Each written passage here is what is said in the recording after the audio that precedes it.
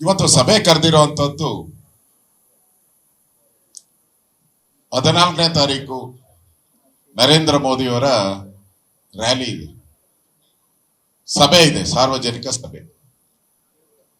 ಆ ಸಭೆ ಯಶಸ್ವಿ ಮಾಡಬೇಕು. ಅದು ಬಿಜೆಪಿ ಮತ್ತು ಜೆಡಿಎಸ್ ಕಾರ್ಯಕರ್ತರಿಗೆ ಒಂದು ಸವಾಲು ಕೂಡ ಹೌದು, ಒಂದು ಹಿರಿಮೆನೂ ಕೂಡ ಹೌದು. ಆ ಶಕ್ತಿಯಿಂದ, ಆ ಸಭೆಯಿಂದ ಇಡೀ ರಾಜ್ಯದಲ್ಲಿ ನರೇಂದ್ರ ಮೋದಿಯವರ ಅಲೆ ಪ್ರಾರಂಭ ಆಗಕ್ಕೆ ಪ್ರಾರಂಭದ ಒಂದು ವ್ಯವಸ್ಥೆಯನ್ನ ನಾವು ಮಾಡ್ತಾ ಇದ್ದೀವಿ ಮೈಸೂರಿನಲ್ಲಿ. ಯಾವತ್ತೂ ಕೂಡ ಮೈಸೂರು ನಮಗೆ ಒಳ್ಳೆಯ ಅದೃಷ್ಟವನ್ನ ಕೊಟ್ಟಿದೆ. ಈ ಸಭೆ ಮಾಡೋ ಮುಖಾಂತರ ಏನು ಕರ್ನಾಟಕದಲ್ಲಿ ಮೊದಲ ಹಂತದ ಚುನಾವಣೆ ಏನ್ ನಡೀತಾ ಇದೆ, ಇದಕ್ಕೊಂದು ವೇವ್ ಕ್ರಿಯೇಟ್ ಆಗಬೇಕು, ಅಲೆ ಕ್ರಿಯೇಟ್ ಆಗಬೇಕು. ಆ ರೀತಿ ಜನ ಅಲ್ಲಿ ಸೇರ್ಬೇಕು. ಆ ರೀತಿ ದೊಡ್ಡ ಸಭೆ, ಮೈಸೂರಿನ ದೊಡ್ಡ ಸಭೆ ಒಂದು ದಾಖಲೆ ಆಗ್ಬೇಕು. ಅದಕ್ಕೋಸ್ಕರ ನಾವು ಸೇರಿರುವಂತದ್ದು ಇಲ್ಲಿ. ಮೊದಲು ನಾವೆಲ್ಲ ಪ್ರತಾಪ್ ಸಿಂಹ ಇದ್ರು, ಲೋಕಸಭಾ ಸದಸ್ಯರಾಗಿ ನಾವು ಅವ್ರಿಗೆ ಭಾರ ಹಾಕ್ಬಿಡ್ತಾ ಇದ್ರಿ, ನೋಡಪ್ಪ ನೀನ್ ಮಾಡು ಅಂತ ಹೇಳಿ. ಈಗ ಅವ್ರ ಜೊತೆ ಜೆಡಿಎಸ್ ಸೇರಿದೆ, ಈಗ ಬಿಜೆಪಿ ಜೊತೆ ಜೆಡಿಎಸ್ ಸೇರಿದೆ. ಜನ ನೋಡ್ತಾರೆ ಬಿಜೆಪಿ ಇದ್ದಾಗ ಎಷ್ಟು ಜನ ಸೇರಿದ್ರು, ಜೆಡಿಎಸ್ ಬಂದ್ಮೇಲೆ ಎಷ್ಟು ಜನ ಸೇರಿದ್ರು. ಜೆಡಿಎಸ್ಗೂ ಸವಾಲು. ಮತ್ತೆ ಒಂದೇ ವೇದಿಕೆ ಮೇಲೆ ದೇವೇಗೌಡರು, ನಾನೇ ಫೋನ್ ಮಾಡಿದ್ದು, ನಮ್ಮ ಪಾರ್ಟಿ ಆಫೀಸಿಂದ ಫೋನ್ ಬಂತು ನನಗೆ, ದೇವೇಗೌಡರಿಗೆ ಸ್ವಲ್ಪ ಕನ್ವಿನ್ಸ್ ಮಾಡಿ ಆ ಸಭೆಗೆ ಬರಬೇಕು ಅಂತ ಹೇಳಪ್ಪ ಅಂತ ಹೇಳಿದ್ರು. ನಾನು ಫೋನ್ ಮಾಡಿದೆ, ಮಲಗಿದ್ರು. ಆಮೇಲೆ ಎದ್ದಾದ್ಮೇಲೆ ಫೋನ್ ಕೊಟ್ರು. ಎಲ್ಲಪ್ಪ ನಂದು ಹಾಸನ್ಗೆ ಹಾಕ್ಬಿಟ್ಟವ್ರೆ, ನಾನು ಹೆಂಗಪ್ಪ ಬರ್ಲಿ ಅಂದ್ರು. ಗೊತ್ತಲ್ಲ ಹೆಂಗಪ್ಪ ಬರ್ಲಿ ಅಂತ. ಇಲ್ಲ ಸರ್, ಹಾಸನದಿಂದ ಮೈಸೂರು ಬರಕ್ಕೆ ಎಲ್ಲ ವ್ಯವಸ್ಥೆ ಮಾಡ್ತೀರಿ, ದಯವಿಟ್ಟು ಬರಬೇಕು, ವೇದಿಕೆ ಮೇಲೆ ನೀವು ಕೂಡ ಮಾತಾಡಬೇಕು ಅಂತ ಹೇಳಿದೆ. ಮೋದಿ ಅವ್ರು ಬಂದಾಗ ನಾನು ಮಾತಾಡೇಬೇಕು, ನಾನು ಮಾತಾಡ್ತೀನಿ, ನಾನು ಬಂದೇ ಬರ್ತೀನಿ ಅಂತ ಹೇಳಿದ್ದಾರೆ. ಅಂದ್ರೆ ಇಬ್ರು, ಒಬ್ರು ಹಾಲಿ ಪ್ರಧಾನಿ, ಒಬ್ರು ಮಾಜಿ ಪ್ರಧಾನಿ, ಇಬ್ರು ಕೂಡ ಆ ವೇದಿಕೆ ಮೇಲೆ ಇರ್ತಾರೆ. ಅದೊಂದು ಕಳೆ ಕಟ್ಟುವಂತ ಒಂದು ಫಂಕ್ಷನ್, ಅದು ಕಳೆ ಕಟ್ಟುವಂತ ಫಂಕ್ಷನ್. ಅದನ್ನ ನಾವು ಕಣ್ಣಾರ ನೋಡ್ಬೇಕು. ಈ ಭಾಗದ ಜನಗಳಿಗೆ ದೇವೇಗೌಡರ ಬಗ್ಗೆ ಏನ್ ಮಾತಾಡಂಗಿಲ್ಲ. ಈಗಾಗಲೇ ಪ್ರತಾಪ್ ಸಿಂಹ ಅವ್ರು ಹೇಳಿದ್ದಾರೆ, ಪುಟ್ಟರಾಜು ಹೇಳಿದ್ದಾರೆ, ಗೊತ್ತಿರುವಂತಾನೆ ವಿಚಾರ. ಆದ್ರೆ ಈ ಕಾರ್ಯಕ್ರಮ ಯಶಸ್ವಿ ಆದ್ರೆ ಮಾತ್ರ ಇದರ ಪ್ರತಿಫಲ ಇಡೀ ಕರ್ನಾಟಕಕ್ಕೆ ಸಿಗುತ್ತೆ, ಇಡೀ ಕರ್ನಾಟಕಕ್ಕೆ ಸಿಗುತ್ತೆ. ಅದ್ರ ಬಗ್ಗೆ ಎಚ್ಚರ ಇರಬೇಕು. ಇರೋದು ಬಹಳ ಕಡಿಮೆ. 14ನೇ ತಾರೀಕು, ಇನ್ನೆರಡೇ ದಿನ, ಬಹಳ ಕಡಿಮೆ. ನಾವೆಲ್ಲರೂ ಕೂಡ ಹಳ್ಳಿಯಿಂದ, ಕೇರಿಗಳಿಂದ, ಹಳ್ಳಿಯಿಂದ ಕಾರ್ಯಕ್ರಮಕ್ಕೆ ಬಸ್ಗಳು ಹೊರಡಬೇಕು, ಮೋಟರ್ ಬೈಕ್ಗಳು ಹೊರಡಬೇಕು, ಕಾರುಗಳು ಹೊರಡಬೇಕು, ನಡ್ಕೊಂಡು ಕೂಡ ಬರಬೇಕು.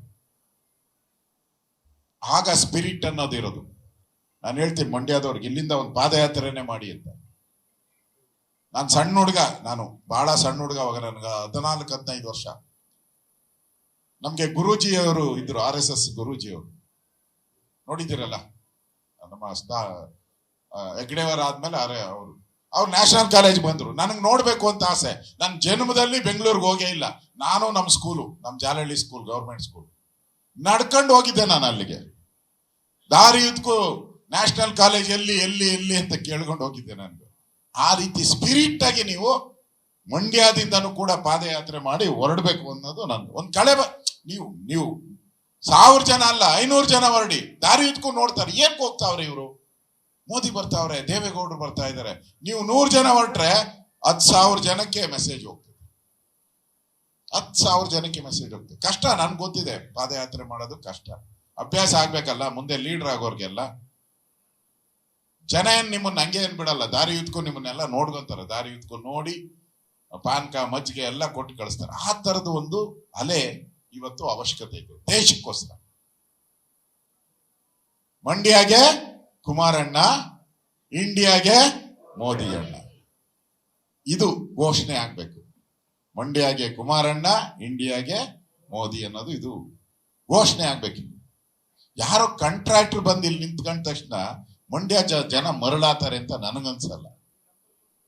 ರಾಜಕೀಯದ ಪ್ರಜ್ಞೆ ಇರ್ತಕ್ಕಂಥ ಮಂಡ್ಯ ಜನ. ಕಾಂಟ್ರಾಕ್ಟರ್ ಬಂದವನು ಕಾಂಟ್ರಾಕ್ಟರ್ ದೃಷ್ಟಿಯಲ್ಲೇ ನೋಡ್ತಾನೆ, ಕರೆಕ್ಟ್ ಅಲ್ಲ? ಬೇರೆ ಏನಾನ ದೃಷ್ಟಿ ನೋಡ್ತಾನ? ಇಲ್ಲ. ಮತ್ತೆ ಇಲ್ಲಿರೋ ಕಾಂಟ್ರಾಕ್ಟರ್ ಕತೆ ಏನಾಗ್ತೈತೆ ಆಮೇಲೆ? ಗೋವಿಂದ, ಎಲ್ಲ ಅವರೇ ಆಗೋತಾರೆ. ಆಮೇಲೆ ರಾಜಕಾರಣ ಮಾಡಕ್ಕೆ ಒಬ್ಬ ರೈತನ ಮಗ ಬಂದಿದ್ದಾರೆ ಇವತ್ತು. ಕಾವೇರಿಯ ಬಗ್ಗೆ ತಿಳ್ಕೊಂಡಿರುವಂತವ್ರು, ಕಾವೇರಿ ವಿಚಾರವನ್ನ ವಿಧಾನಸಭೆ, ಪಾರ್ಲಿಮೆಂಟ್ ಎಲ್ಲ ಕಡೆನೂ ಧ್ವನಿ ಎತ್ತಿರುವಂತವ್ರು ದೇವೇಗೌಡರ ಮಗ ಇವತ್ತು ಇಲ್ಲಿ ಬಂದಿರೋದು. ಅದನ್ನ ನಾವು ಗಮನದಲ್ಲಿ ಇಟ್ಕೊಬೇಕು. ಅವರ ಅಪಪ್ರಚಾರಗಳು ಏನೇನೋ ಮಾಡ್ತಾ ಇದ್ದಾರೆ, ಮಾಡ್ಲಿ ಅವರು. ಆದ್ರೆ ಒಂದು ಅರ್ಥ ಮಾಡ್ಕೊಳ್ಳಿ, ಮಂಡ್ಯದಲ್ಲಿ ಹನುಮಧ್ವಜ ಹಾರಾಟ ಆದ ಸಂದರ್ಭದಲ್ಲಿ ಯಾಕೆ ನಡ್ಕೊಂಡ್ರು ಇಲ್ಲಿ ಕಾಂಗ್ರೆಸ್ ಅವರು? ಯಾಕೆ ನಡ್ಕೊಂಡ್ರು ನೋಡಿದ್ರಲ್ಲ? ಏನಂದ್ರು ಅವತ್ತು? ಪಾದಯಾತ್ರೆಗಳಿಗೆಲ್ಲ ಕಲ್ಲೋಡಿಸಿದ್ರು, ರಾಮನ ಫ್ಲೆಕ್ಸ್ಗಳೆಲ್ಲ ಕಿತ್ತಾಕ್ಸಿದ್ರು, 144 ಸೆಕ್ಷನ್ ಹಾಕಿದ್ರು, ನಮ್ಮ ಕಾರ್ಯಕರ್ತರೆಲ್ಲ ಬಂಧಿಸಿದ್ರು. ಇವಾಗ ಹೇಳ್ತಾರೆ ರಾಮ ನಮ್ಮ ಊರಾಗ್ಯವನೇ ಅಂತ. ಅವಾಗ ಯಾಕೆ ಫ್ಲೆಕ್ಸ್ ಕಿತ್ತಾಕ್ಸ್ತೀರಿ? ಯಾಕೆ ಹನುಮಧ್ವಜವನ್ನ ಇಳಿಸ್ತೀರಿ ಅಲ್ಲಿಂದ? ಪ್ರಶ್ನೆನೇ ಇಲ್ಲ ಇವತ್ತು. ಹಾಳಾಗೋಗ್ಲಿ. ವಿಧಾನಸಭೆಯಲ್ಲಿ ಯಾರು ರಾಜ್ಯಸಭೆಗೆ ಆಯ್ಕೆ ಆಗ್ತಾರೆ ಕಾಂಗ್ರೆಸ್ ಅವರು, ಅವ್ರು ಕರ್ಕೊಂಬಂದವರು ಪಾಕಿಸ್ತಾನ ಜಿಂದಾಬಾದ್ ಅಂತ. ನಾಚಿಕೆ ಆಗಲ್ಲ ಕಾಂಗ್ರೆಸ್ ಅವ್ರಿಗೆ? ಆಡಳಿತ ನಡೆಸ್ತಾ ಇರೋರು ಯಾರು? ನೀವು ತಾನೇ. ನಾಚಿಕೆ ಆಗಲ್ವಾ? ಕಾಂಗ್ರೆಸ್ ಅವ್ರು ಬಂದ ಮೇಲೆ ಈ ತರದ ಚಟುವಟಿಕೆಗಳು ನಿರಂತರವಾಗಿ ನಡೀತಾನೆ ಇದೆ. ರಾಮೇಶ್ವರ ಕೆಫೆಯಲ್ಲಿ ಬಾಂಬ್ ಬ್ಲಾಸ್ಟ್ ಆಯ್ತು. ಬಾಂಬ್ ಬ್ಲಾಸ್ಟ್ ಆದಾಗ ಡಿ ಕೆ ಶಿವಕುಮಾರ್ ಏನ್ ಹೇಳಿದ್ರು? ಅದು ಬಿಸ್ನೆಸ್ ರೈವಲ್ರಿ ಅಂತೆ. ಎಂತ ಹುಚ್ಚರ ಸವಾಸದಲ್ಲಿ ಇದ್ದೀರಿ ನಾವು. ಕಾಂಗ್ರೆಸ್ ಹುಚ್ಚರ ಸವಾಸ, ಬಿಸ್ನೆಸ್ ರೈವಲ್ರಂತೆ. ಅದ್ರ ಬಗ್ಗೆ ತನಿಖೆ ಮಾಡ್ತಾ ಇದಾರಂತೆ. ಈ ಕಳ್ಳರು ಸಿಕ್ಕಾಕೊಂಡಿದಾರಲ್ಲ, ಭಯೋತ್ಪಾದಕರು ಎಲ್ಲಿ ಸಿಕ್ಕಾಕೊಂಡಿದ್ದಾರೆ? ವೆಸ್ಟ್ ಬೆಂಗಾಲ್ ಅಲ್ಲಿ ಸಿಕ್ಕಾಕೊಂಡಿದ್ದಾರೆ. ಮಮತಾ ಬ್ಯಾನರ್ಜಿ ಅವರು ಇದಾರಲ್ಲ, ಅಲ್ಲಿ ಸಿಕ್ಕಾಕೊಂಡಿರೋದು. ಇದಕ್ಕೇನು ಉತ್ತರ ಹೇಳ್ತಾರೆ ಇವತ್ತು ಕಾಂಗ್ರೆಸ್ ಅವರು? ಅವತ್ತು ಅವ್ರನ್ನ ಬಿಸ್ನೆಸ್ ಪಾರ್ಟ್ನರ್ ಅಂದ್ರಲ್ಲ. ಅದಾಮೇಲೆ ಈಗ ನಾವು ಹೇಳ್ತಾ ಇದ್ದೀರಿ ಏನು, ಒಕ್ಕಲಿಗರ ಬಗ್ಗೆ ಮಾತಾಡ್ತಾರೆ. ಒಕ್ಕಲಿಗರ ಬಗ್ಗೆ ಏನ್ ದೊಡ್ಡ ಧ್ವನಿಯನ್ನ ಎತ್ತ ಪುಟ್ಟರಾಜು ಹೇಳಿದ್ರು, ಧ್ವನಿಯನ್ನ ಎತ್ತುತ್ತಾ ಇದ್ರು. ಒಕ್ಕಲಿಗ ಅಂತ ನಾವು ಕುಕ್ಕರ್ ಬಾಂಬ್ ಬ್ಲಾಸ್ಟ್ ಆಯ್ತಲ್ಲ ಮಂಗಳೂರಲ್ಲಿ, ಆ ಬ್ಲಾಸ್ಟ್ ಮಾಡಿದವರು ಒಬ್ಬ ಭಯೋತ್ಪಾದಕ, ಅದರಲ್ಲೂ ಮುಸ್ಲಿಂ ಭಯೋತ್ಪಾದಕ. ಅವನ ಬ್ರದರ್ ನೀವ್ ಅಂದ್ಮೇಲೆ ನಮ್ ಬ್ರದರ್ ನೀನ್ ಹೆಂಗಾಗ್ತೀಯಪ್ಪ ನೀನು? ನಮ್ ಬ್ರದರ್ ನೀನಾಗ ಸಾಧ್ಯನಾ? ಅವ್ರನ್ನ ಬ್ರದರ್ ಅಂದ್ಮೇಲೆ ನೀನ್ ಅವ್ರೆ ಎಲ್ಲ ಹಂಗೆ ತಾನೇ ನಡ್ಕೊಂತ ಇರೋದು ನೀನೆಲ್ಲ. ಈ ತರದ ಒಂದು ವಿಚಾರಗಳಲ್ಲಿ ಕಾಂಗ್ರೆಸ್ ಅವ್ರ ನಡೆ ಏನಿದೆ ಅನ್ನೋದು ಅರ್ಥ ಆಗಿದೆ ಇವತ್ತು. ನಾವೆಲ್ಲರೂ ಕೂಡ ಒಕ್ಕಲಿಗ ಮುಖಂಡರು, ಯಾರ್ಯಾರು ಅಭ್ಯರ್ಥಿಗಳಿದ್ದಾರೆ ಅವ್ರನ್ನ ಮಠಕ್ಕೆ ಹೋಗಿ ಬಂದಿದ್ಕೆ ದೊಡ್ಡ ವಿಚಾರ ಅದು. ಕಳೆದ 4 ದಿನ ಅದೇ ಓಡ್ತಾ ಐತೆ, ಎಲ್ಲ ಚಾನೆಲ್ ಅದೇ, ಎಲ್ಲ ಪತ್ರಿಕೆಯಲ್ಲೂ ಅದೇ, ಇವತ್ತು ಅದೇ ಬಂದಿದೆ. ನೀವ್ ಹೋದಾಗ ಯಾಕೆ ಏನು ಆಗ್ಲಿಲ್ಲ? ಇವ್ರು ಹೋದಾಗ ಏನು ಆಗ್ಲೇ ಇಲ್ಲ. ಹೋದ್ರು ಬಂದ್ರು ಅಷ್ಟೇ, ಹೋದ ಸಿದ್ಧ ಬಂದ ಸಿದ್ಧ ಅಷ್ಟೇ. ಜನ ಏನ್ ರೆಸ್ಪಾಂಡ್ ಮಾಡಿಲ್ಲ, ಮಠ ಏನ್ ರೆಸ್ಪಾಂಡ್ ಮಾಡ್ಲಿಲ್ಲ. ನಾವ್ ಹೋದ್ಮೇಲೆ ಇಡೀ ರಾಜ್ಯದ ಜನ ಇವರು ವಾರಸುದಾರರು ಅನ್ನೋ ರೀತಿ ಜನ ತೀರ್ಮಾನ ಮಾಡಿರೋದು, ನಾವಲ್ಲ, ಜನ ತೀರ್ಮಾನ ಮಾಡಿರೋದು. ಸಮಾಜದ ಬಗ್ಗೆ ಮಾತಾಡುವಂತ ನೈತಿಕತೆ ಈ ಕಾಂಗ್ರೆಸ್ ಅವರಿಗೆ ಇಲ್ಲ. ಒಕ್ಕಲಿಗ ಸಮಾಜವನ್ನ ನಾವು 5 ನೋಡಿದಿರಲ್ಲ, ಅಲ್ಲಿ ಅವರು ಬಿಡುಗಡೆನೇ ಆಗಿಲ್ಲ, ಆದ್ರೆ ಎಲ್ಲಾ ಪತ್ರಿಕೆಯಲ್ಲಿ ಎಲ್ಲಾ ಚಾನೆಲ್ ಅಲ್ಲಿ ಬಂದ್ಬಿಟ್ಟಿದೆ. ನಾವ್ ಹೇಳ್ತಾ ಇದ್ದೀರಿ ಒಕ್ಕಲಿಗರು ಕರ್ನಾಟಕದಲ್ಲಿ ಲಿಂಗಾಯತರು ಬಿಟ್ಟ ಮೇಲೆ ಒಕ್ಕಲಿಗರೇ ಹೈಯೆಸ್ಟ್ ಇರೋದು ಅಂತ ಹೇಳ್ತಾ ಇದ್ರು. ಹಂಗೆ ಹೇಳ್ತಾ ಇದ್ದು, ಇವತ್ತಲ್ಲ, 40-50 ವರ್ಷದಿಂದ ನಡ್ಕೊಂಡ್ ಬಂದಿರೋದು. ಇವತ್ತು ಎಲ್ಲ ಹಾಕಿದ್ದಾರೆ, ನಮ್ಮನ್ನ ತಗೊಂಡೋಗಿ 6ನೇ ಸ್ಥಾನಕ್ಕೆ ಹಾಕಿದ್ದಾರೆ. ರ್ಯಾಂಕ್ ಅಲ್ಲಿ ನಾವು 6ನೇ ಸ್ಥಾನಕ್ಕೆ ಬಂದಿದ್ದೀವಿ. ಇದನ್ನ ಮಾಡಿಸ್ತವ್ರು ಯಾರು? ಸಿದ್ದರಾಮಯ್ಯನವರೇ ತಾನೇ. ಈ ವರದಿ ಬಂದೈತಲ್ಲ, ಈ ವರದಿನ ಬರ್ಸ್ತವ್ರು ಯಾರು? ಇದೇ ಸಿದ್ದರಾಮಯ್ಯನವರೇ. ಡಿಕ್ಟೇಟ್ ಮಾಡಿದ್ಯಾರು? ಇದೇ ಸಿದ್ದರಾಮಯ್ಯನೇ. ಲೀಕ್ ಮಾಡಿದ್ಯಾರು? ಇದೇ ಸಿದ್ದರಾಮಯ್ಯನವರೇ. ಅಂದ್ರೆ ನಮ್ಮ ಎಲ್ಲಿಗೆ ತಂದಿದ್ದೀರಾ ನಮ್ಮನ್ನ ಅಂತ ಅರ್ಥ ಆಯ್ತಲ್ಲ. ಇವಾಗ ಸಮುದಾಯವನ್ನ ನೀವ್ ಎಲ್ಲಿ ತಂದು ನಿಲ್ಸಿದ್ದೀರಾ ಅರ್ಥ ಮಾಡ್ಕೋಬೇಕು ನಾವೆಲ್ಲರೂ ಕೂಡ. ನಮ್ಮ ಮಠ ಯಾವುದೋ ಒಂದು ಜಾತಿ ಮಠ ಅಲ್ಲ. ಎಲ್ಲ ಸಮುದಾಯನ ಪ್ರೀತಿ ಮಾಡೋ ಮಠ ನಮ್ದು. ಒಕ್ಕಲಿಗರು ಅಂತ ಹೇಳಿದ್ರೆ ಎಲ್ಲ ಸಮುದಾಯನ ಪ್ರೀತಿ ಮಾಡೋರು. ಆ ಸಮುದಾಯನೇ ನೀವು ಇಲ್ಲಿಗೆ ತಂದ್ಬಿಟ್ಟಿದ್ದೀರಲ್ಲ. ಯಾವ ಮುಖ ಇಟ್ಕೊಂಡು ನಮ್ಮನ್ನು ಓಟ್ ಕೇಳ್ತಾರೆ ನೀವು? ಜನ ಅದನ್ನ ಕೇಳ್ತಾ ಇರೋದು. ಇವತ್ತು ಮಂಡ್ಯ ಪ್ರಬುದ್ಧ ಮತದಾರ ಇರುವಂತದ್ದು, ರಾಜಕೀಯ ಪ್ರಜ್ಞೆ ಇರ್ತಕ್ಕಂಥ ಒಂದು ಕ್ಷೇತ್ರ. ಇಲ್ಲಿ ಪ್ರಧಾನಮಂತ್ರಿಗಳು ಇಲ್ಲಿ ಯಾರು ಕೂತಿದ್ದಾರೆ, ಎಲ್ಲರೂ ಕೂತಿದ್ದಾರೆ. ಯಾರಿಗಾದ್ರೂ ಇಲ್ಲಿ ಮಾಧ್ಯಮದವರು ಅವರೇ, ಯಾರಿಗಾದ್ರೂ ಕೂಡ ಒಂದು ಸಣ್ಣ ಡೌಟನ್ನು ಕೂಡ ದೇಶಕ್ಕೆ ಪ್ರಧಾನಿ ಯಾರಾಗ್ತಾರೆ ಅಂತ ಹೇಳಿದ್ರೆ ನರೇಂದ್ರ ಮೋದಿ ಅಂತ. ಯಾರಾಗ್ತಾರೆ? ಯಾರಾಗ್ತಾರೆ? ಇಲ್ಲಿ ಗೆಲ್ಲೋರು ಇಂಡಿಯಾದಲ್ಲಿ ಅಲ್ಲ, ಇಂಡಿಯಾದಲ್ಲಿ ಅಲ್ಲಿ ಆಗ್ತಾರೆ. ಮಂಡ್ಯದಲ್ಲಿ ಆದವರು ಅಲ್ಲಿ ಇರ್ಬೇಕಲ್ಲ. ಯಾರೋ ಕಾಂಟ್ರಾಕ್ಟರ್ ಗಳಿಸ್ತಾರೆ, ಹೋಗ್ತಾರನಪ್ಪ ಅಲ್ಲಿ ಕೂತ್ಕೊಂಡ್ತಾರ ಪಕ್ಕದಲ್ಲಿ. ನರೇಂದ್ರ ಮೋದಿ ಪಕ್ಕದಲ್ಲಿ ಕೂತ್ಕೊಂಡವರು ಮಂಡ್ಯದವರಾಗ್ಬೇಕು, ಮಂಡ್ಯದವರಾಗ್ಬೇಕು. ಅದು ಗ್ರೇಟ್ನೆಸ್, ಅದು ದಮ್ಮು, ಅದು ತಾಕತ್ತು. ಆ ತಾಕತ್ನ ಮಂಡ್ಯ ಜನ ತೋರಿಸ್ಬೇಕು ಅಂತ ಕೇಳಕ್ಕೆ ನಾನು ಬಂದಿದ್ದು. ತೋರಿಸ್ಬೇಕದು. ಯಾರನ್ನೋ ಕಾಂಟ್ರಾಕ್ಟರ್ ಕಳಿಸಿ ಇಲ್ಲಿ ಕಾಂಟ್ರಾಕ್ಟ್ ಮಾಡ್ಕೊ. ಈಗ ಯಾರೋ ಹೇಳಿದ್ರು, ಎಲ್ಲ ಅವ್ರ 300 ಕೋಟಿ ಕೊಟ್ಟಿದ್ದಾರೆ, ಅದಕ್ಕೋಸ್ಕರ ಎಲೆಕ್ಷನ್ ಕೊಟ್ಟೆ 300, ಇನ್ನೊಂದು 400 ಕೊಡ್ತಾರೆ. ಇನ್ನ ಅಷ್ಟೇನಾ? ಕಾಂಟ್ರಾಕ್ಟರ್ಗೋಸ್ಕರ ನಾವು ಬಲಿಯಾಗುವಂತದ್ದ ಅದೆಲ್ಲ ನಮ್ಗೆ ಬೇಕಾಗಿರೋದು. ಮಂಡ್ಯದವರು ಅಂದ್ರೆ ಇಂಡಿಯಾ. ಅಲ್ಲಿ ಹೋಗಿ ನಮ್ಮ ಪಾರ್ಲಿಮೆಂಟ್ ಅಲ್ಲಿ ಪ್ರಧಾನಮಂತ್ರಿ ಜೊತೆ ಕೂತ್ಕೊಳ್ಳೋ ಅಂತ ಒಂದು ಅವಕಾಶ ಮಂಡ್ಯ ಜನತೆಗೆ ಸಿಗಬೇಕು, ಸಿಗಬೇಕು. ಅದಕ್ಕೋಸ್ಕರ ಕುಮಾರಣ್ಣ ನಿಂತಿರೋದು ಇಲ್ಲಿ. ಸುಮ್ಮನೆ ಏನಲ್ಲ ನಿಂತಿದ್ದು.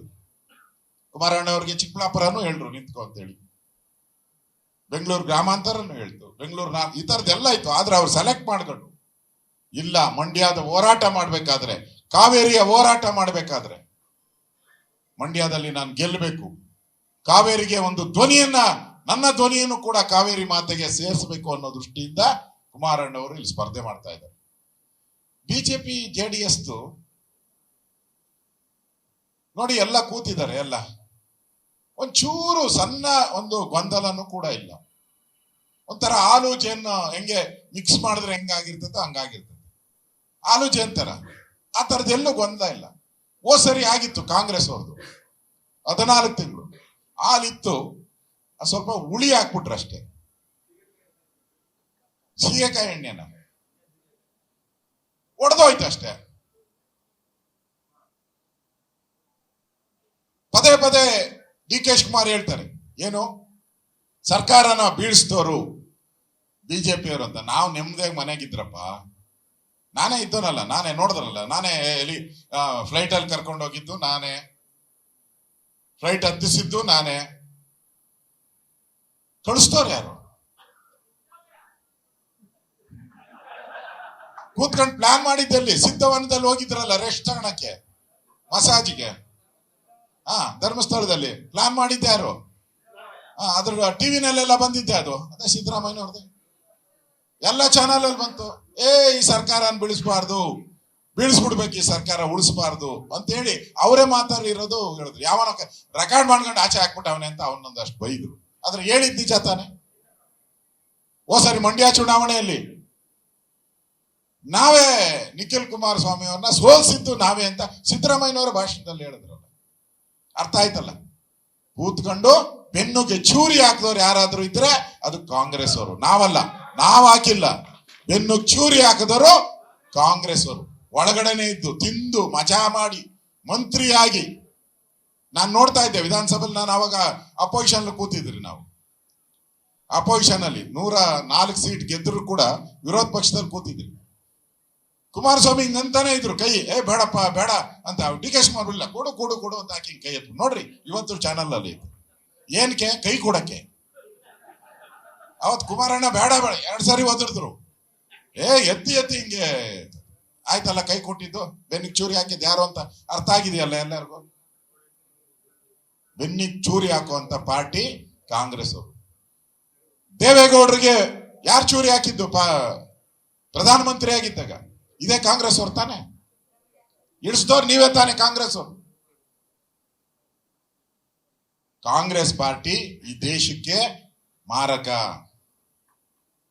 ಕಾಂಗ್ರೆಸ್ ಪಾರ್ಟಿಗೆ ವೋಟ್ ಹಾಕಿದ್ರೆ ಭ್ರಷ್ಟಾಚಾರಿಗಳಿಗೆ ವೋಟ್ ಹಾಕ್ದಂಗೆ.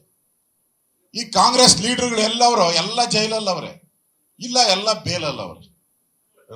ಬೇಲ್ ರಾಹುಲ್ ಗಾಂಧಿನೂ ಬೇಲಲ್ಲ, ಒಂದು 10 ಕೇಸಲ್ಲಿ ಇರ್ಬೇಕು, 10 ಕೇಸಲ್ಲಿ ಇರ್ಬೋದು. ಸೋನಿಯಾ ಗಾಂಧಿ ಅವ್ರು ಬೇಲಲ್ಲ ಅವ್ರೆ, ಇನ್ನೆಲ್ಲ ಕೆಲವರೆಲ್ಲ ಜೈಲಿಗೆ ಅವ್ರೆ. ಅವನು ಹೋಗ್ಬೇಕು ಅಂತ ಕಾಯ್ತಾವನು, ಆರ್ಡ್ರ ಇನ್ನ ಆಗ್ಲಿಲ್ಲ ಅದು. ಕೇಜ್ರಿವಾಲ್ ಹೋದಾಯ್ತು, ಹೈಕೋರ್ಟೇ ಹೇಳ್ಬಿಡ್ತು, ಏಯ್ ನೀನ್ ಕಳ್ಳ ಇದೆಯಾ ಅಂತ ಹೇಳಿ ಹೈಕೋರ್ಟ್ ಬೇಲ್ ಕೊಡ್ಲಿಲ್ಲ ಅವ್ರಿಗೆ. ಬಹಳ ಸತ್ಯವಂತ ಅಂತ ಹೇಳ್ತಾ ಇದ್ದ, ಆ ಸತ್ಯವಂತನ ಕತೆ ಗೊತ್ತಾಯ್ತಲ್ಲ. ಅವ್ರ ಮಂತ್ರಿಮಂಡಲದಲ್ಲಿ ಇದ್ದವರು ಕೂಡ ರಾಜೀನಾಮೆ ಕೊಟ್ರು ನೆನ್ನೆ. ಈ ತರದ ಒಂದು ಸ್ಥಿತಿ ಇವತ್ತು ದೇಶದಲ್ಲಿ ನಾವು ನೋಡ್ತಾ ಇದ್ದೀವಿ. ದೇಶಕ್ಕೆ ಇವತ್ತು ಒಳ್ಳೆಯ ಕಾವಲುಗಾರ ಬೇಕು. ದೇಶ ಕಾಯುವಂತ ಕಾವಲುಗಾರ ಯಾರು? ನರೇಂದ್ರ ಮೋದಿ. ದೇಶವನ್ನ ಕಾಯುವಂತ. ಇವತ್ತು ನಾನು ನೋಡ್ತಾ ಇದ್ದೀನಿ ಪತ್ರಿಕೆಯಲ್ಲಿ, ಮಾಧ್ಯಮದಲ್ಲಿ, ಸ್ವಲ್ಪ ಇಲ್ಲಿ ಎಲೆಕ್ಷನ್ ಬಗ್ಗೆ ಮೋದಿ ಸಿದ್ದರಾಮಯ್ಯ ಮೋದಿ ಅಲ್ಲ. ಇಲ್ಲಿ ಎಲೆಕ್ಷನ್ ನಡೀತಾ ಇರುವಂತದ್ದು ಮೋದಿ ವರ್ಸಸ್ ರಾಹುಲ. ಯಾರು? ಮೋದಿ ವರ್ಸಸ್ ರಾಹುಲ ನಡೀತಾ ಇರೋದು ಎಲೆಕ್ಷನ್. ದೇಶದ ಎಲೆಕ್ಷನ್, ರಾಜ್ಯದ ಎಲೆಕ್ಷನ್ ಅಲ್ಲ, ಸಿದ್ದರಾಮಯ್ಯನವರ ಎಲೆಕ್ಷನ್ ಅಲ್ಲ. ಆಗೋಯ್ತು, 1 ವರ್ಷ ಆಯ್ತು ಸಿದ್ದರಾಮಯ್ಯನವರು ಎಲೆಕ್ಷನ್ ಆಗಿ. ಇದು ಎಲೆಕ್ಷನ್ ನಡೀತಾ ಇರೋದು ದೇಶದ ಎಲೆಕ್ಷನ್. ದೇಶದಲ್ಲಿ ಯಾರು? ಆ ಕಾಂಗ್ರೆಸ್ ಪಾರ್ಟಿಗೆ ರಾಹುಲ್ ಗಾಂಧಿ, ನಮಗೆ ನರೇಂದ್ರ ಮೋದಿ. ಇದು ಇಬ್ಬರು ಫೈಟ್ ನಡೀತಾ ಇರೋದು. ನಾಯಕತ್ವ ಇವರಿಬ್ಬರದು. ಅದನ್ನ ಮುಚ್ಚಿಡ್ತಾವ್ರೆ ಕಾಂಗ್ರೆಸ್ ಅವರು. ಯಾಕೆಂದ್ರೆ ನಾವೆಲ್ಲ ಮೋದಿ ಮೋದಿ ಮೋದಿ ಅಂತ ಹೇಳ್ತಾ ಇದ್ರೆ ಅವ್ರಿಗೆ ರಾಹುಲ್ ಎಲ್ಲೂ ಹೇಳಲ್ಲ. ಅವರು ಹೇಳೋದೇ, ನಾವು ಹೆಸರು ಹೇಳಲ್ಲ. ಸೈಡಿಗೆ ಇಕ್ತಾರೆ ಪಾಪ ಅವನ್ನೆಲ್ಲ ಮಗು ಅಂತ ಹೇಳ್ಕೊಂಬಿಟ್ಟವ್ರೆ. ಎಲ್ಲರೂ ಇನ್ನೂ ಮಗು ತರನೇ ನೋಡ್ತಾ ಇದ್ದಾರೆ. ಕೇಸ್ ಹಾಕ್ಬಿಟ್ಟಾರ, ನಾನು ಹೇಳಲ್ಲ, ನೀವ್ ಹೇಳಿದ್ವಿ. ಹಂಗೆ ನೋಡ್ತಾವ್ರು. ಎಲ್ಲೂ ಅವ್ರು ಮುಂದಕ್ಕೆ ಬರಕ್ ಬಿಡ್ತಾ ಇಲ್ಲ. ಮೋದಿಗೆ ಪ್ರತಿಸ್ಪರ್ಧಿ ರಾಹುಲ್ ಅಂತ ಎಲ್ಲ ಹೇಳಿದ್ದಾರೆ, ಎಲ್ಲೂ ಹೇಳ್ತಾ ಇಲ್ಲ. ಸಿದ್ದರಾಮಯ್ಯ ಇಲ್ಲಿ ಮುಖ್ಯಮಂತ್ರಿ, ಪ್ರಧಾನಮಂತ್ರಿಗೆ ಸ್ಪರ್ಧೆ ಇರುವಂತದ್ದು ಮೋದಿ ವರ್ಸಸ್ ರಾಹುಲ್. ಇದನ್ನ ನಾವು ಜನಕ್ಕೆ ಹೇಳ್ಬೇಕು. ಯಾರು ಬೇಕೋ ಆಯ್ಕೆ ಮಾಡಿ, ಇವರಿಬ್ಬರಲ್ಲಿ ಮೋದಿ ಬೇಕಾ ರಾಹುಲ ಬೇಕಾ ಆಯ್ಕೆ ಮಾಡಿ ಅಂತ ಇದನ್ನ ಜನಕ್ಕೆ ಹೇಳುವಂತದ್ದು ಕೂಡ ಇವತ್ತು ಅವಶ್ಯಕತೆ ಇದೆ. ಈ ಚುನಾವಣೆ ರಾಜ್ಯಕ್ಕೆ ಸಂಬಂಧಪಟ್ಟಿದ್ದಲ್ಲ, ದೇಶಕ್ಕೆ ಸಂಬಂಧಪಟ್ಟಿದ್ದು. ಆ ದೃಷ್ಟಿಯಿಂದ ನಾವು ಇದನ್ನ ಗಮನದಲ್ಲಿ ಇಟ್ಕೊಂಡು ನಾವು ಜನಗಳಿಗೆ ಇದನ್ನ ಹೇಳಬೇಕಾಗಿದೆ. ಉಳಿದಂತೆ ಈ ಕರ್ನಾಟಕ ಕಾಂಗ್ರೆಸ್ ಸರ್ಕಾರ ಬಂದ ಮೇಲೆ ಏನೇನಾಗಿದೆ ನೋಡಿದ್ದೀರ. ಕಳೆದ 1 ವರ್ಷದಲ್ಲಿ ಒಂದೇ ಒಂದು ಅಭಿವೃದ್ಧಿ ಕಾರ್ಯ ಎಲ್ಲೂ ಆಗಿಲ್ಲ. ಒಂದೇ ಒಂದು ನಮ್ಮ ಸರ್ಕಾರದಾಗ ಏನು ಅನುದಾನ ಕೊಟ್ಟಿತ್ತು, ಕೆಲಸ ಪ್ರಾರಂಭ ಆಗಿತ್ತು, ಅಷ್ಟು ಬಿಟ್ರೆ ಒಂದೇ ಒಂದು ಕೆಲಸನೂ ಕೂಡ ಇವತ್ತು ಕರ್ನಾಟಕದಲ್ಲಿ ಆಗಿದೆ. ಬರಗಾಲದಲ್ಲಿ ರೈತರಿಗೆ ಪರಿಹಾರ ಬಂದಿಲ್ಲ, ಕುಡಿಯೋ ನೀರಿಲ್ಲ, ಎಲ್ಲ ಕಡೆ ಕುಡಿಯೋ ನೀರಿಗೆ ಹಾಹಾಕಾರ. ಕರೆಂಟ್ ಇಲ್ಲೇ ನೋಡಿದ್ರಲ್ಲ, ಹೋಗಿ ಕರೆಂಟ್ ಹೋತಾನೆ ಇದೆ. ಬರ್ತೈತೆ ಹೋಗ್ತೈತೆ ಕರೆಂಟ್. ಕಾಂಗ್ರೆಸ್ಸಿನ ಕಳ್ಳಾಟ ಇದು. ಕೊನೆಗೆ ಜನರೇಟರ್ ಅಲ್ಲಿ ಓಡ್ತಾ ಇರೋದು. ಈಗ ಜನರೇಟರ್ ಅಲ್ಲಿ ಓಡುವಂತ ಸ್ಥಿತಿ ಇವತ್ತು ಕಾಂಗ್ರೆಸ್ ಕರ್ನಾಟಕವನ್ನ ತಂದಿದೆ. ಇವತ್ತು ಕಾಂಗ್ರೆಸ್ ಅನ್ನೋ ಒಂದು ಬೀಜ ಇರುವಂತ ಕಾಂಗ್ರೆಸ್ ಇವತ್ತು ದೇಶದಿಂದ ತೊಲಗಿಸಬೇಕಾಗಿದೆ. ಅದಕ್ಕೋಸ್ಕರ ನಾವೆಲ್ಲರೂ ಇವತ್ತು ಸೇರಿರುವಂತದ್ದು ನಾಳೆಯ ಒಂದು ಕಾರ್ಯಕ್ರಮವನ್ನ ಬಹಳ ದೊಡ್ಡ ರೀತಿಯಲ್ಲಿ ಯಶಸ್ವಿ ಮಾಡಬೇಕು. ಹಿಂದೆಂದೂ ಕಾಣದ ರೀತಿ ಮೈಸೂರಲ್ಲಿ ಈ ಕಾರ್ಯಕ್ರಮ, ತಾವು ಕೂಡ ಇಷ್ಟೊಂದು ಸಂಖ್ಯೆಯಲ್ಲಿ ಬಂದಿದ್ದೀರಾ, ನೀವು ಕೂಡ ಇಷ್ಟೊಂದು ಸಂಖ್ಯೆಯಲ್ಲಿ ಬಂದಿದ್ದೀರಾ. ನಮ್ಮೆಲ್ಲರ ದೃಷ್ಟಿ ಇರ್ತಕ್ಕಂಥದ್ದು ಮತ್ತೊಮ್ಮೆ ನರೇಂದ್ರ ಮೋದಿ ದೇಶದ ಪ್ರಧಾನಿ ಆಗ್ಬೇಕು. ಕುಮಾರಣ್ಣ ಅವರು ಕೂಡ ಮಂಡ್ಯದಿಂದ ಇಂಡಿಯಾಗೆ ಹೋಗ್ಬೇಕು, ಸಿಂಬಲ್ ಎಲ್ಲ ಸ್ವಲ್ಪ ಇನ್ಮೇಲೆ ನಾನು ಹೇಳಿದೆ, ಎಲ್ಲ ಇದರಲ್ಲೂ ಕೂಡ JDS ತೆನೆವತ್ತ ರೈತ ಇದನ್ನೇ ಹಾಕಿ, ನಮ್ಮ ಕೇಸರಿ ಹಾಕೊಳ್ಳಿ, ಆದ್ರೆ ಸಿಂಬಲ್ ತೆನೆವತ್ತ ರೈತ, ತೆನೆವತ್ತ ಮಹಿಳೆ, ರೈತ ಮಹಿಳೆ ಸಿಂಬಲ್, ಸೀರಿಯಲ್ ನಂಬರ್ 1 ಅದನ್ನ ಜ್ಞಾಪಕ ಇಟ್ಕೊಳ್ಳಿ. ಆಮೇಲೆ ಎಲ್ಲ ಬಿಜೆಪಿ ಅಂತ ಹೇಳಲ್ಲ. ಇಲ್ಲಿ ಕುಮಾರಸ್ವಾಮಿ ಅವರು ನಮ್ಮ ಅಭ್ಯರ್ಥಿ, ಅದರಿಂದ ಸಿಂಬಲ್ ಬಹಳ ಇಂಪಾರ್ಟೆಂಟ್. ಹಳ್ಳಿಗಳ ಕಡೆ ನೀವು ಸಿಂಬಲ್ ಅನ್ನ ಒತ್ತಿ ಒತ್ತಿ ಹೇಳಬೇಕು. ನಮ್ ಬಿಜೆಪಿ ಕಾರ್ಯಕರ್ತರು ಒತ್ತಿ ಒತ್ತಿ ಹೇಳಬೇಕು, ಇಲ್ಲಿ ಸಿಂಬಲ್ ಧನ್ಯವಾದ ಮಹಿಳೆ, ಇದನ್ನ ಒತ್ತಿ ಒತ್ತಿ ಹೇಳುವಂತ ಕೆಲಸವನ್ನ ತಾವೆಲ್ಲರೂ ಕೂಡ ಮಾಡ್ಬೇಕು ಅಂತ ಹೇಳಿ ತಾವು ಇಷ್ಟೊಂದು ದೊಡ್ಡ ಸಂಖ್ಯೆಯಲ್ಲಿ ಬಂದಿದ್ರ. 14ನೇ ತಾರೀಕು ರ್ಯಾಲಿಯನ್ನ ಮಾಡೋ ಮುಖಾಂತರ ಇಡೀ ಕರ್ನಾಟಕದಲ್ಲಿ ಬಿಜೆಪಿಯ JDS ಒಂದು ಸಂಚಲನ, ಆ ವೇವ್, ನರೇಂದ್ರ ಮೋದಿ ಅವರ ವೇವ್ ಅನ್ನ ಕ್ರಿಯೇಟ್ ಮಾಡೋ ಅಂತ ಕೆಲಸವನ್ನ ತಾವೆಲ್ಲರೂ ಮಾಡಬೇಕು ಅನ್ನೋ ವಿನಂತಿಯನ್ನ ಮಾಡಿ ನನ್ನ ಮಾತು ಮುಗಿಸ್ತಾ ಇದ್ದೀನಿ. ಧನ್ಯವಾದಗಳು. ನ್ಯೂಸ್ ಫಸ್ಟ್, ನಿರ್ಭೀತಿಯಿಂದ ನಿಮ್ಮ ಪರವಾಗಿ.